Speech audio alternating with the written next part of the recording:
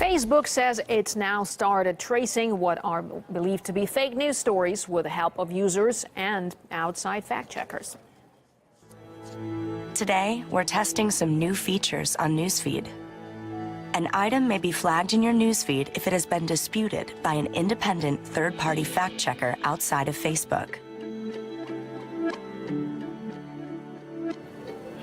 Our correspondent Polly Boyko reports from London.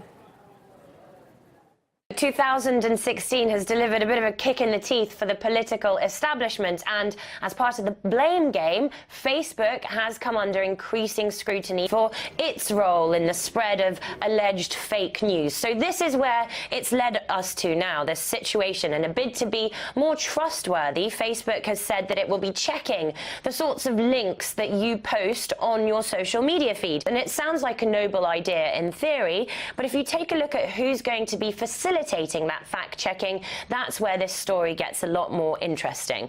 Users will be able to report stories that they think are dubious, and then there will be a number of so-called coalition groups or third-party fact-checkers who will then check the stories. These groups include a website called Snopes, PolitiFact, Associated Press, and ABC News. And they then check the article, and if they feel that there are elements of it that are untrue, they put a disputed mark next to it, which is effectively a black mark against that article that will pop up on your news feed. But the tricky thing is that some of these fact checkers have themselves been accused of impartiality. Take the Snopes website, for example. That was criticized for having a heavy pro-Clinton bias in the run-up to the US election. And there's already an angry reaction from social media users. Who chooses the fact-checkers? Or, as a somewhat older expression of the same sentiment goes, who will guard the guards?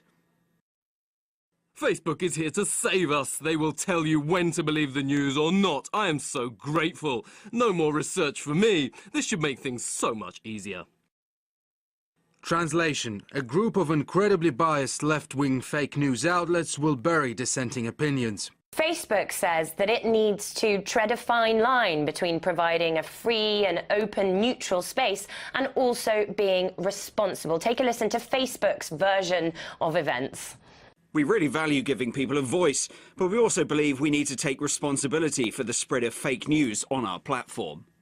Unfortunately for Facebook, that hasn't allayed the anger of some social media users, because Facebook and social media in general is kind of considered the last bastion of being free and politically open and unbridled space. And any efforts to try and police that sphere are invariably going to be received by some as censorship, plain and simple.